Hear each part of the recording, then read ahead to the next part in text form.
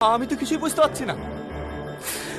তোর বাপ্পা যেমন ওর সঙ্গে বিয়ে দেওয়ার জন্য কেনাকাটা করছে, ঠিক তেমনই আমার বাপ্পা ওর সঙ্গে বিয়ে দেওয়ার জন্য কেনাকাটা করছে। ও তোকেও বিয়ে করার জন্য রাজি হয়েছে, আমাকেও বিয়ে করার জন্য রাজি। ও একটা বেঈমান।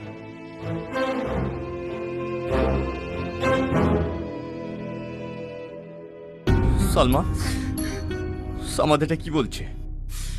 ও যেটা বলছে সেটা কি সত্যি? কি হলো বলো, বলো।